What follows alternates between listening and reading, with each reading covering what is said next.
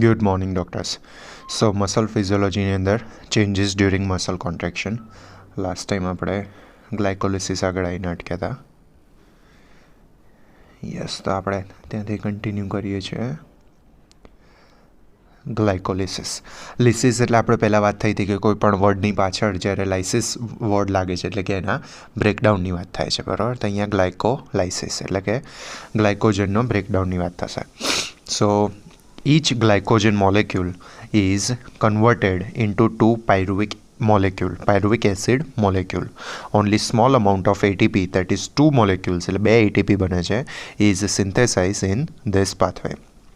સો ગ્લાયકોજનનું જ્યારે કન્વર્ઝન થાય છે 2 પાયરુવિક એસિડની અંદર ત્યારે એમાંથી આપણને 2 ATP મળે છે. બેઝિકલી આટલું કહેવા માંગે છે કે each glycogen molecule is converted into 2 pyruvic acid molecule. Only small amount of ATP, that is 2 molecule, is synthesized in this pathway. This pathway has a 10 step.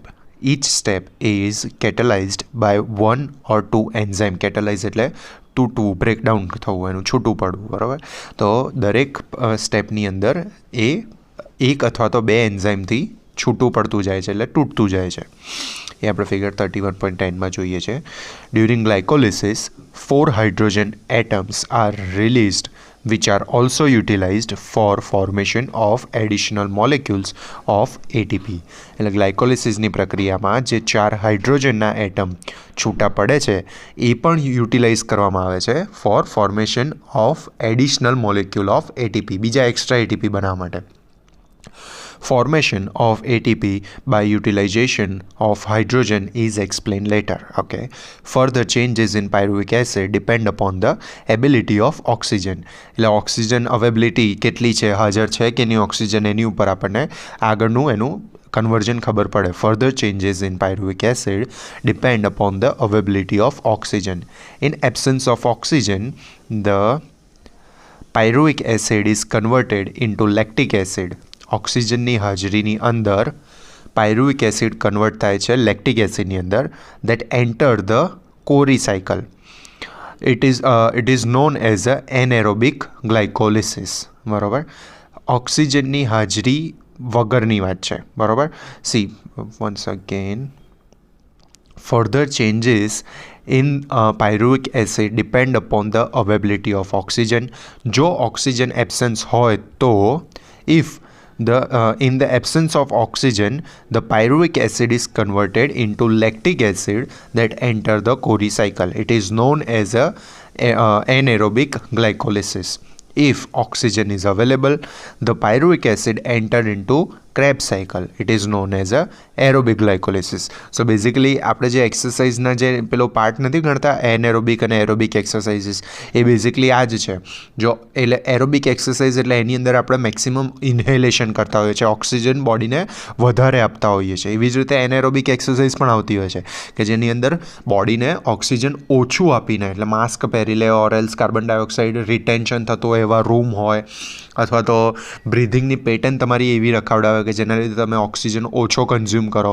તો બંનેના પોતપોતાના અલગ અલગ બેનિફિટ છે. સો પણ વાત એવી છે કે 2 રીતે મિકેનિઝમ શું છે એનું, તો 2 રીતની પ્રોસેસ થતી હોય છે કે ચલો ભાઈ, જો ઓક્સિજનની ગેરહાજરી હશે તો પાયરુવિક એસિડ એ લેક્ટિક એસિડમાં કન્વર્ટ થશે અને કોરી સાયકલની અંદર ઇન્વોલ્વ થશે, અને જેને આપણે એનએરોબિક ગ્લાયકોલિસિસ કહીશું. અને જો ઓક્સિજન અવેલેબલ હશે તો પાયરુવિક એસિડ ક્રેબ્સ સાયકલની અંદર એન્ટર થશે કે જેને એરોબિક ગ્લાયકોલિસિસ કહીશું. ઓકે, પહેલાં ફિગર 31 પોઈન્ટ કઈ હતી 10 જોઈ લઈએ. ચલો,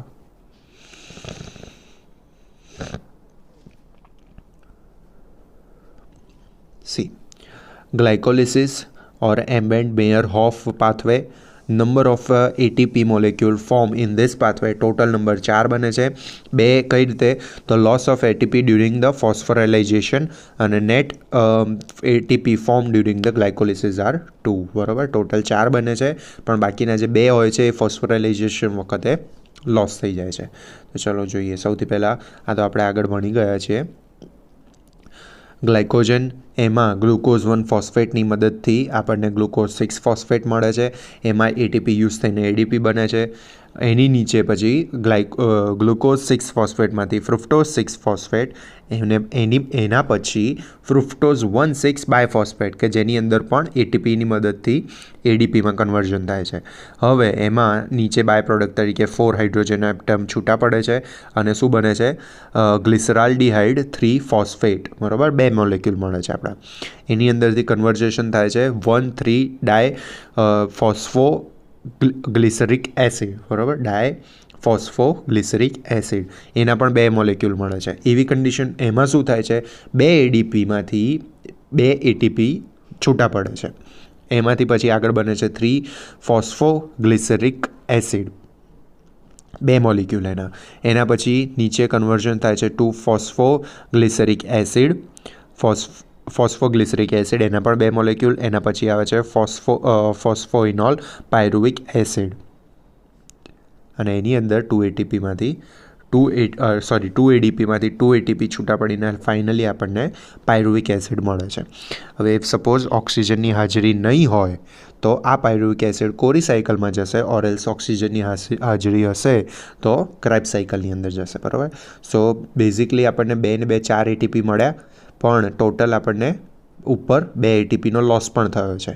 એટલે જે નેટ અમાઉન્ટ છે એ 2 એટીપી મળે છે અને 4 હાઇડ્રોજન એટમ છૂટા પડે છે, બરાબર.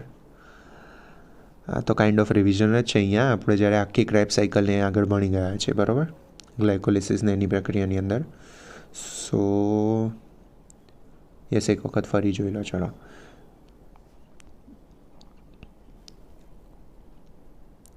See, each glycogen molecule is converted into 2 pyruvic molecule. એટલે દરેક ગ્લાયકોજન, આપણે અહીંયા ફિગરની અંદર જે ગ્લાયકોજન સ્ટાર્ટ કર્યું તો ફાઇનલ એન્ડ પ્રોડક્ટ તરીકે આપણને 2 મોલેક્યુલ મળ્યા પાયરુવિક એસિડના, બરાબર. Yes, so each glycogen molecule is converted into 2 pyruvic acid molecule. Only small amount of ATP, that is 2 molecule, is synthesized in this pathway. Basically 4 બને છે પણ 2 વપરાઈ જાય છે, એટલા માટે ટોટલ 2 મળે છે. This pathway has a 10 step. Each step is catalyzed by 1 or 2 enzyme. shown એને આપણે એન્ઝાઇમ આ બતાવીશું. During glycolysis, 4 hydrogen atoms are released, which are also utilized for formation of additional molecule of ATP. બરાબર, 4 hydrogen આયનને છૂટા પડ્યા હતા atom એના, તો એ અગેન શેમાં યુઝ થાય છે? which are also utilized for the formation of additional molecule of ATP. Formation of ATP by utilization of hydrogen is explained later. Further changes in pyruvic acid depend upon the availability of oxygen. In the absence of oxygen, the pyruvic acid is converted into lactic acid that enters the Cori cycle. It is known as anaerobic glycolysis. If oxygen available, then the pyruvic enter into Krebs cycle. It is known as aerobic glycolysis. બરાબર, oxygen હોય તો aerobic અને ના હોય તો anaerobic, બરાબર. Oxygen છે તો ક્રેબ્સ સાયકલમાં જશે, ઓક્સિજન નથી તો કોરી સાયકલમાં જશે. યસ, તો હવે વાત આવે છે Cori cycle. Lactic acid is transported to liver where it is converted into glycogen and stored there. બરાબર, બેઝિકલી લેક્ટિક એસિડ લીવરની અંદર જાય છે, ત્યાં આગળ એનું કન્વર્ઝન થાય છે ગ્લાયકોજનમાં, અને ગ્લાયકોજન શું છે તો સ્ટોરેજ ફોર્મ છે લીવરની અંદર.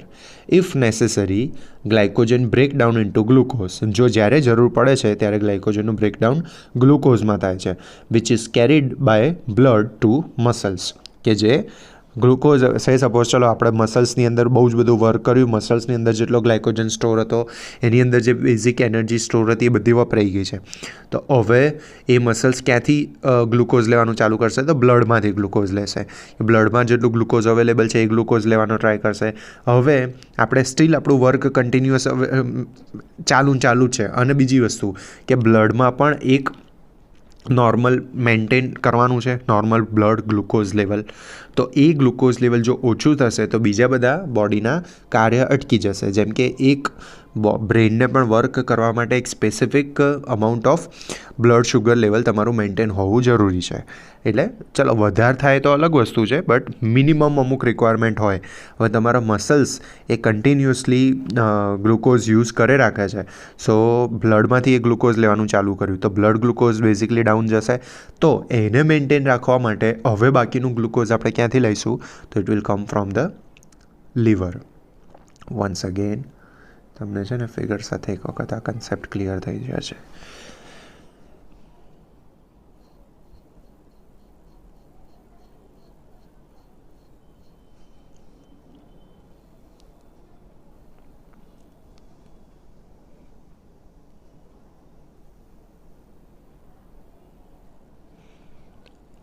Liver, blood, muscles. સૌથી પહેલાં મસલ્સે વર્ક કરવાનું સ્ટાર્ટ કર્યું. હવે મસલ્સ વર્ક કરતાં એની અંદર રહેલા ગ્લુકોઝને વાપરી લીધું, બરાબર. હવે જરૂર પડે છે વધારાની, તો ક્યાંથી લેશે? તો સૌથી પહેલું લેશે બ્લડ ગ્લુકોઝ વાપરશે. બ્લડ ગ્લુકોઝ એક લેવલ કરતાં ડાઉન ગયું, બરાબર, તો એને પણ મેન્ટેન કરવાનું છે.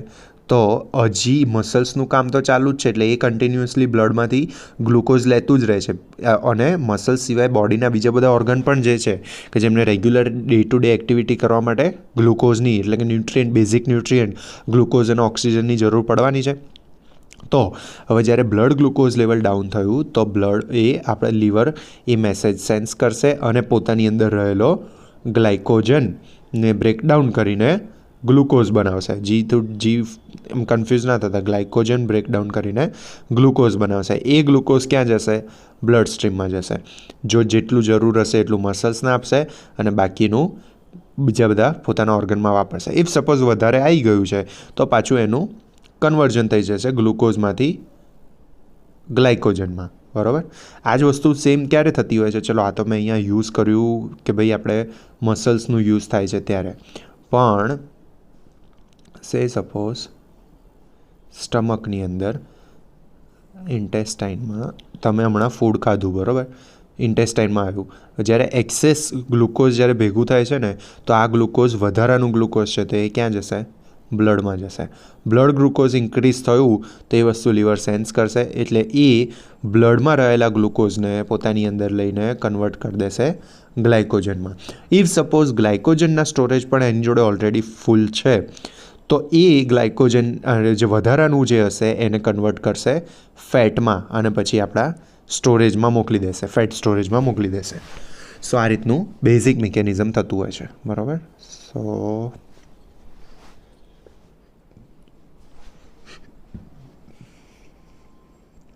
yes, lactic acid is transported to liver where it is converted into glycogen and stored here.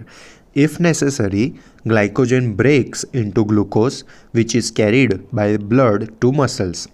Here, the glucose is converted into glycogen which enters the Embden-Meyerhof pathway. બરાબર, figure 31.11 and 12.8. ચલો જો હવે pyruvic acid છે, આપણે કીધું વધારાનું pyruvic acid હશે તો એ કન્વર્ટ થઈ જશે, બરાબર. તો જરૂર વધારાનું હશે તો, ઇફ સપોઝ વધારાનું નથી તો મસલ્સની અંદર પણ જશે. જો પાયરુવિક એસિડમાંથી લેક્ટિક એસિડ લીવરમાં જશે, ગ્લાયકોજન તરીકે સ્ટોર થશે. જ્યારે જરૂર પડશે તો એ ગ્લાયકોજનનું બ્રેકડાઉન થશે તો એ બ્લડ ગ્લુકોઝની અંદર જશે, બરાબર. એટલે કે બ્લડ ગ્લુકોઝ વધારશે. બ્લડ ગ્લુકોઝ કોણ વાપરશે? તો મસલ્સમાં વપરાશે. મસલ્સને જ્યારે વર્ક કરતા હશે એ વખતે પોતાનું જ્યારે સ્ટોરેજ વપરાઈ ગયા હશે ત્યારે ગ્લડમાંથી ગ્લાયકોજન યુઝ કરશે, બરાબર. આ રીતનું સાયકલ ચાલે કરતી હોય છે. અને પણ એનું એ જ છે. Wait okay, yes. ગ્લાયકોજનનું બ્રેકડાઉન થયું, ગ્લાયકોલિસિસ દ્વારા 2 પાયરુવિક એસિડ મળ્યા આપણને. જો એરોબિક એટલે કે ઓક્સિજનની હાજરી છે તો citric acid cycle or else Krebs સાયકલની અંદર જશે, હાઇડ્રોજન અને કાર્બન ડાયોક્સાઇડ છૂટું પડે છે.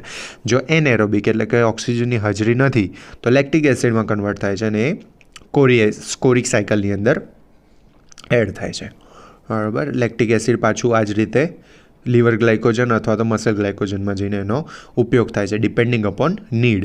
જો નીડ નથી તો લીવરની અંદર જઈને સ્ટોર થાય છે, જો નીડ છે તો મસલ્સની અંદર જઈને યુટિલાઇઝ થાય છે. Once again, lactic acid is transported to liver where it is converted into glycogen and stored here. If necessary, glycogen break into the glucose which is carried by the blood to muscles. Here, the glucose is converted into glycogen, which enters the embedded Meyerhoff's pathway. Okay. એના પછી આવે છે Krebs cycle. So, Krebs cycle is otherwise known as a tricarboxylic acid cycle, TCA cycle. બરાબર, 3 carboxylic acid બનતા હોય છે, that is why tricarboxylic acid cycle or citric acid cycle. A greater amount of energy is liberated through this cycle. એક તો પહેલાં એના નામ કીધા કે આપણને TCA સાયકલ બી કહે છે, ટ્રાયકાર્બોક્સિલિક એસિડ સાયકલ કહે છે, અથવા તો સિટ્રિક એસિડ સાયકલ કહે છે, ઓર એલ્સ તમે ક્રેબ્સ સાયકલ કહો. અને આની અંદરથી તમને બહુ મોટા અમાઉન્ટની અંદર એનર્જી લિબરેટ થતી હોય છે. પહેલી વસ્તુ એ યાદ રાખવાની, ક્રેબ્સ સાયકલ એટલે કે ઓક્સિજનની જો હાજરી છે તો ક્રેબ્સ સાયકલની પ્રોસેસ આગળ થતી હોય છે. Okay, so the great amount of energy is liberated through this cycle. The pyruvic acid derived from the glycolysis એટલે ગ્લાયકોજનનું બ્રેકડાઉન થયા પછી જે પાયરુવિક એસિડ મળ્યું છે is taken into mitochondria where it is converted into acetyl CoA, that is acetyl coenzyme A, with release of 4 hydrogen atom. જો આપણે પહેલાં વાત કરી હતી ને કે જે પેલા 4 હાઇડ્રોજન એટમ છે એનો પણ પાછળથી કામ શું થાય છે, ATP જનરેટ કરવામાં જ થાય છે. તો કઈ રીતે? તો એ ક્રેબ્સ સાયકલની અંદર આ રીતે થાય છે. વન્સ અગેન અહીંયાથી the pyruvic acid derived from the glycolysis is taken into mitochondria where it is converted to acetyl coenzyme A with release of 4 hydrogen atom. The acetyl coenzyme A enter the Krebs cycle. Krebs cycle is a series of reactions by which acetyl coenzyme A is degraded in a various steps from carbon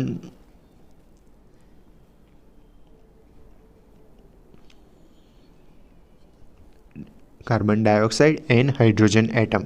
Barabar? All these reactions occur in the matrix of mitochondria. During Krebs cycle, 2 molecules of ATP and 16 atoms of hydrogen are released. Hydrogen atoms are also utilized for the formation of ATP. આપણે જોઈએ છે. So, ચાલો ફરી એક વખત crabs સાયકલમાં basically આપણને શું કીધું કે ભાઈ જે પાયરુવિક એસિડ હોય છે એનો યુઝ થાય છે ક્યાં આગળ? માઇટોકોન્ડ્રિયાની અંદર જાય છે પાયરુવિક એસિડ. પણ એને પાયરુવિક એસિડ ક્યાંથી આવેલું હતું? તો ગ્લાયકોલિસિસમાંથી આવ્યું હતું. બરાબર, ગ્લાયકોલિસિસ એટલે ગ્લાયકોજનનું બ્રેકડાઉન થયું, એમાંથી જે પાયરુવિક એસિડ મળ્યું હતું, પાયરુવિક એસિડની જોડે જોડે ઓક્સિજનની હાજરી હતી, તો એ પાયરુવિક એસિડ ક્રેબ્સ સાયકલની અંદર એન્ટર થયું હતું. ક્રેબ્સ સાયકલની અંદર એન્ટર થાય છે, પણ આ પ્રોસેસ ક્યાં થાય છે? તો માઇટોકોન્ડ્રિયામાં થાય છે. ત્યાં આગળ શું થાય છે? તો પાયરુવિક એસિડ કન્વર્ટ થઈ જાય છે શેમાં? એસિટાઇલ કોએન્ઝાઇમ Aમાં. એની જોડે જોડે 4 હાઇડ્રોજન એટમ છૂટા પડે છે અને the acetyl coenzyme A enter into the Krebs cycle. Krebs cycle is a series of reaction by which acetyl coenzyme A is degraded in various steps to form carbon dioxide and hydrogen atom. All of this reaction occur in the matrix of mitochondrion. During the Krebs cycle, 2 molecules of ATP and 16 molecules of hydrogen are released. Hydrogen atom are also utilized for formation of ATP. ચલો એ જોઈએ છે આપણે. Significance of hydrogen atom released during the carbohydrate metabolism. Altogether, 24 hydrogen atoms are released during the glycolysis and the Krebs cycle. કઈ રીતે? તો 4 hydrogen during the breakdown of glycogen into the pyruvic acid, એટલે કે ગ્લાયકોલિસિસની પ્રક્રિયા વખતની વાત છે. પછી 4 hydrogen during formation of acetyl coenzyme A from the pyruvic acid, એટલે કે આપણે જે વાત કરીએ કે ઓક્સિજનની હાજરી હોય તો પાયરુવિક એસિડ ક્રેબ્સ સાયકલની અંદર એન્ટર થશે અને એ કન્વર્ટ થાય છે એસિટાઇલ કોએન્ઝાઇમ Aમાં. બરાબર, પછી એ પ્રોસેસ થતી હોય એટલે એ અવેલેબલ હોય તો જ એ માઇટોકોન્ડ્રિયાની અંદર જતું હોય પાયરુવિક એસિડ અને પછી એનું કન્વર્ઝન થતું હોય એસિટાઇલ કોએન્ઝાઇમ Aમાં. તો એમાંથી 4 હાઇડ્રોજન મળ્યા અને પછી during the degradation of acetyl coenzyme A in the Krebs cycle, પછી જે એકચ્યુઅલ ક્રેબ્સ સાયકલ જે સ્ટાર્ટ થાય છે at the end of Krebs cycle આપણને ટોટલ 16 હાઇડ્રોજન એટમ મળે છે. એટલે 16 ને 4 20 ને 4 24 હાઇડ્રોજન એટમ ટોટલ આપણને અવેલેબલ હોય છે.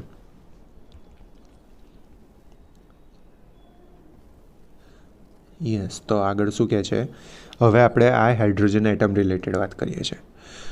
So hydrogen atoms are released in the form of two pockets into the intracellular fluid and it is catalyzed by the enzyme dehydrogenase. બરાબર, બે પોકેટ્સના ઇન્ટ્રાસેલ્યુલર ફ્લુઇડ ભરેલા બે પોકેટ્સની અંદર આ હાઇડ્રોજન એટમ રિલીઝ થાય છે. Once again, hydrogen atom are release in the form of two pockets into intracellular fluid and it is catalyzed by the enzyme dehydrogenase.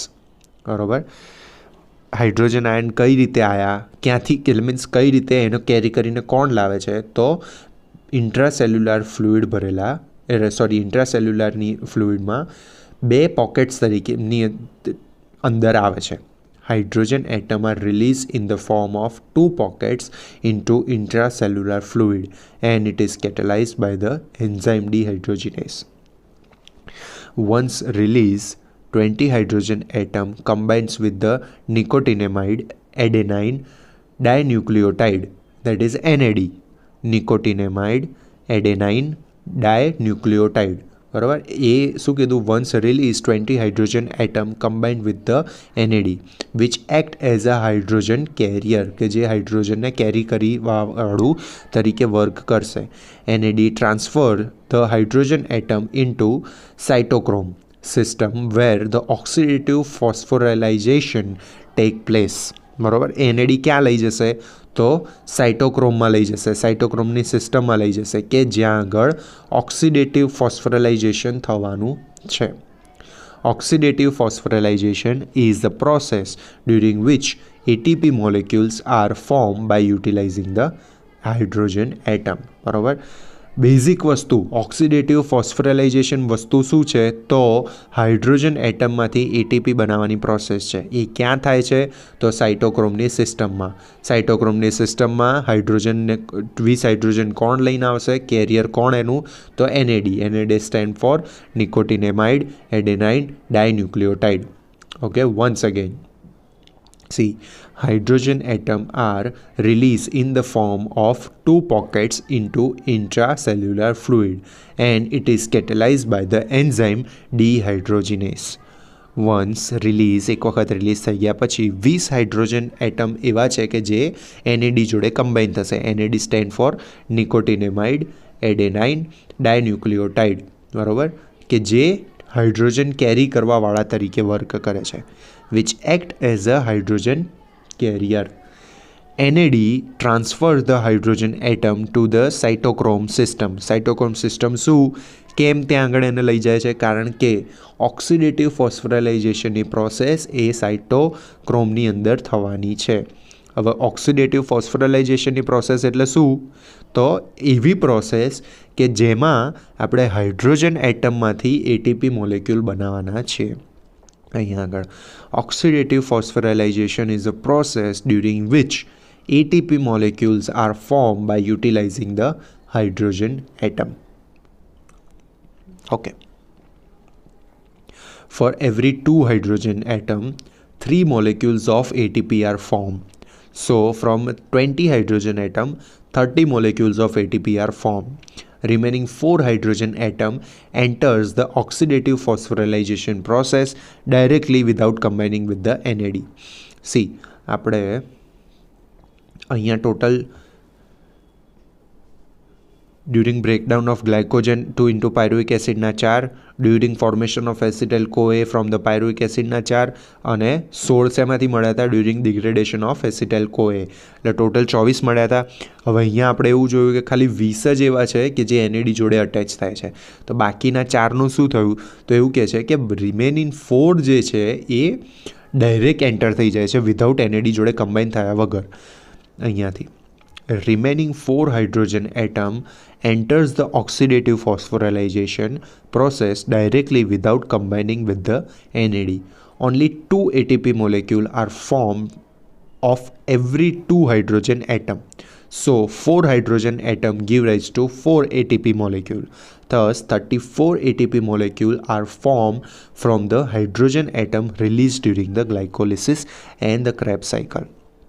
Okay, so જો combine થયેલા છે તો દરેક 2 હાઇડ્રોજન લેખે દીઠ આપણને 3 એટીપી મળે છે અને ઇફ સપોઝ કમ્બાઈન નથી થયેલા તો 1 એટીપી આપણને એટલે મીન્સ 2 હાઇડ્રોજન એટમ આપણને 2 એટીપી આપે છે. એટલે ટોટલ 4 હાઇડ્રોજન એટમ હતા તો એના 4 એટીપી મોલેક્યુલ મળશે. બરાબર. એટલે જો બેઝિકલી જોવા જાઓ તો જો NAD જોડે હશે તો 2 સામે 3 એટીપી બનાવી આપશે. વેઇટ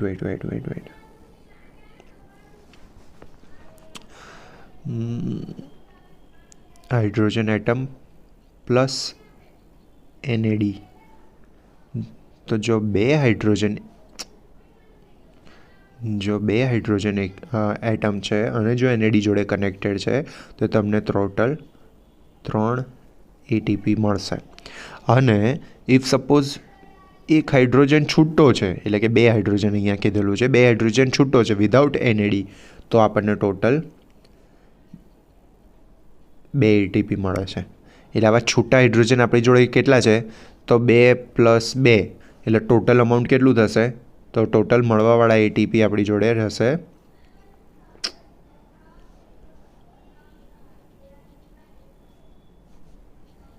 4. અને અહીંયા આવા જે 2 હાઇડ્રોજન NAD જોડે કનેક્ટેડ છે એવી આપણી જોડે ટોટલ કેટલા હાઇડ્રોજન છે તો 20 હાઇડ્રોજન છે. એટલે કે આવી એક્ઝેક્ટ આવી પેર આપણી જોડે કેટલી છે 10 પેર છે. બરાબર. 20 હાઇડ્રોજન છે એટલે હું 2 હાઇડ્રોજન પ્લસ NADની પેર બનાવું તો 10 પેર થઈ કહેવાય ને. સો 30 આપણને એટીપી મળશે. તો એનો મતલબ શું થયો 24 હાઇડ્રોજન મોલેક્યુલમાંથી આપણને ટોટલ 34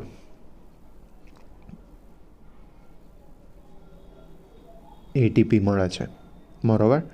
24 હાઇડ્રોજનમાંથી ટોટલ 34 મળે છે કે જેમાં 20 એવા છે કે જે NAD જોડે કમ્બાઈન થાય છે અને એમાંથી આપણને ટોટલ 30 એટીપી મળે છે.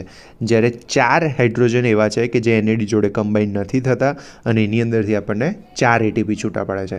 એટલે ટોટલ જો જોવા જઈએ તો 24 હાઇડ્રોજન એટમમાંથી આપણને 34 એટીપી મળે છે.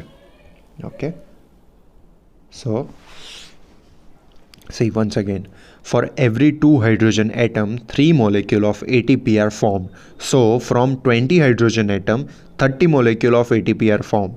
Remaining 4 hydrogen atom enter the oxidative phosphorylation process directly without combining with the NAD. Only 2 ATP molecule are formed for every 2 hydrogen atom. So 4 hydrogen atom give rise to 4 ATP molecule.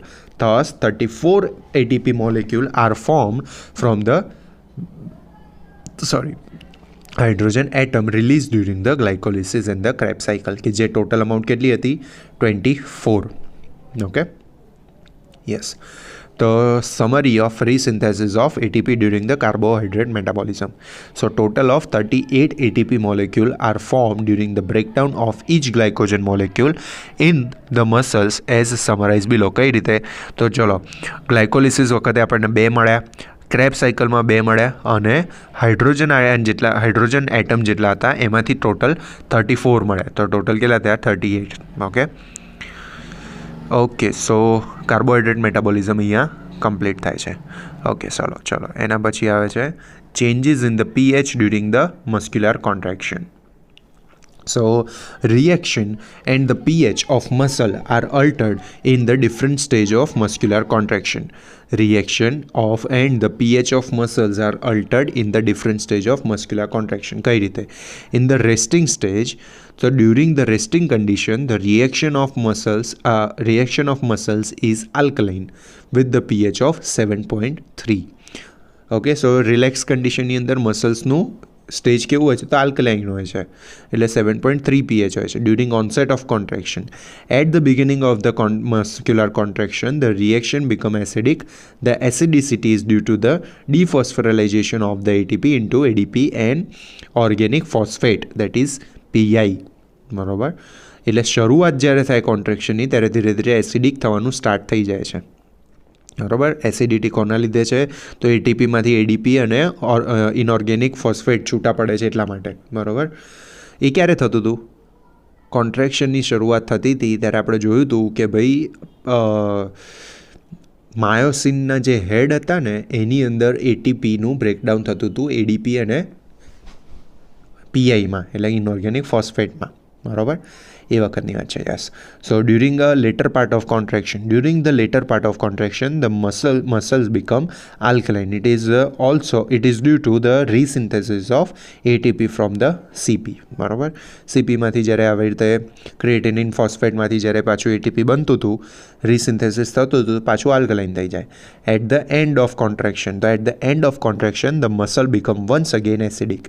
This acidity is due to formation of pyruvic acid or lactic acid. જ્યારે એની અંદર આપણે muscles like જે energy વાપરશે, તો energy વાપરવા તરીકે એની જે બાય પ્રોડક્ટ આપણને મળશે દેટ ઇઝ પાયરુવિક એસિડ અને લેક્ટિક એસિડ, તો એના લીધે પાછું એ એસિડિક થઈ જશે. સો બેઝિકલી જોવા જઈએ તો રેસ્ટિંગ કન્ડિશનની અંદર એ આલ્કલાઇન હોય છે. એટ ધ સ્ટાર્ટિંગમાં એની એસિડિટી ઇન્ક્રીઝ થાય છે, એસિડિક થાય છે. એટીપીમાંથી પેલું એડીપી અને ઇનઓર્ગેનિક ફોસ્ફેટ બને છે, ત્યારે પછી પાછું થોડું આલ્કલાઇન થાય છે. ક્યારે? એટીપી રીસિન્થેસાઇઝ થાય છે એટીપીનું ત્યારે, અને પછી at the end of contraction again acidic થઈ જાય છે, બરાબર. અને પછી જ્યારે રેસ્ટિંગ કન્ડિશનની અંદર જશે એટલે કોન્ટ્રેક્શન પતી ગયું પછી બધું જ્યારે થોડા ટાઈમ પછી નોર્મલાઇઝ થશે એટલે અગેન મસલ્સ રેસ્ટિંગ કન્ડિશનમાં જશે, પછી ત્યારે ધીરે ધીરે અગેન એ આલ્કલાઇન કન્ડિશનમાં આવતું રહેશે. ઓકે, સો મસલની આલ્કલાઇન કન્ડિશનની અંદર પીએચ આપણને 7.3 કીધી. ઓકે, સો હવે પીએચ ચેન્જીસ ખબર પડી. હવે વાત આવે છે thermal changes. So during the muscular contraction heat is produce. Not all the heat is liberated at a time. It is release in the different stage. Heat produce થાય છે પણ એકસાથે બધી જ નથી બહાર આવી જતી, અલગ અલગ સ્ટેજમાં બહાર આવે છે. First resting heat, second initial heat અને થર્ડ રિકવરી હીટ. ઓકે, તો કઈ વસ્તુ કઈ છે જોઈએ. ચલો, resting heat. Heat produced in the muscle at the rest is called the resting heat. It is due to the basal metabolic process in the muscles. Obviously દરેક ભલે muscles resting કન્ડિશનની અંદર છે પણ એના મસલ્સને એના સેલને સર્વાઈવ કરવા માટે એક બેઝલ મેટાબોલિક પ્રોસેસ તો એની ચાલુ હશે. સો એ કન્ડિશનના લીધે જે હીટ પ્રોડ્યુસ થાય છે એને આપણે રેસ્ટિંગ હીટ કહીએ છીએ. Heat produced in the muscle at rest is called the resting heat. It is due to the basal metabolic process in the muscles. એના પછી આવે છે ઇનિશિયલ હીટ, શરૂઆત થવાની વાત છે. So during the muscular activity heat production occur in 3 stages. First, heat of activation. Second, heat of shortening. Third, heat of relaxation. ચલો તો પહેલી વાત કરીએ heat of activation. Heat of activation is the heat produced before the actual shortening of the muscle fiber. Most of the heat is produced during the release of calcium ion from the L tubules. It is also called the maintenance heat. બરાબર, activation જ્યારે શરૂઆત થતી હોય છે એ વખતની વાત કરે છે. Once again, heat of activation is the heat produced before the actual shortening of the muscles. ક્યારે થાય છે? Calcium ion release. હજી તો એલ ટિબ્યુલ્સમાંથી કેલ્શિયમ આયન રિલીઝ થયા છે.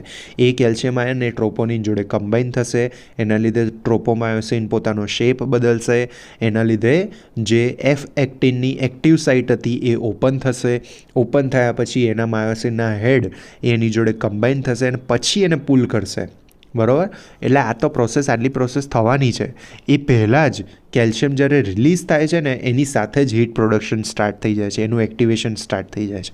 સો એટલા માટે એને કહે છે it is also called the maintenance heat. હવે એના પછી છે heat of shortening. Heat of shortening is the heat produce during the contraction of muscles. જ્યારે કોન્ટ્રેક્ટ થાય એ વખતની વાત છે. The heat is produce during various structural changes in the muscle fibre like a movement of cross bridges and myosin head and breakdown of glycogen. ચલો તો આ ક્યારે થાય છે? The heat of shortening is the heat produce during the contraction of the muscles. આ heat કેમ produce થયું? Due to various structural changes.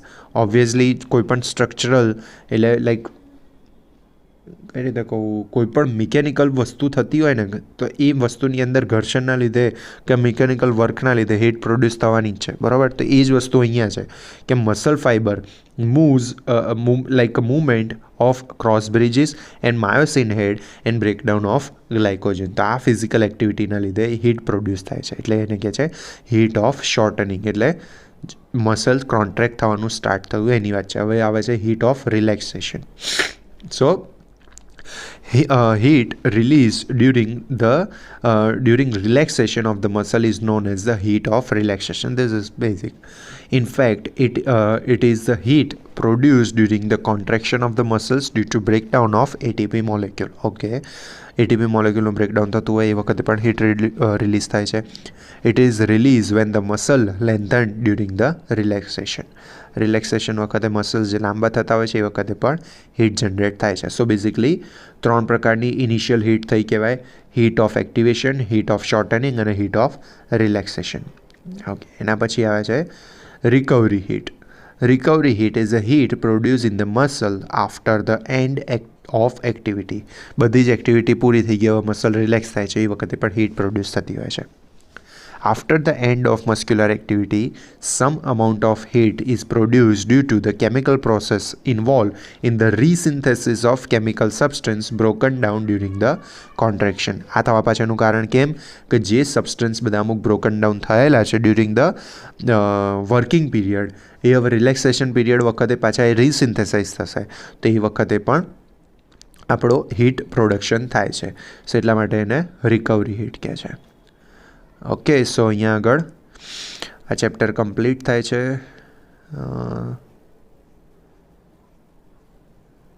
Yes, changes during muscular contraction.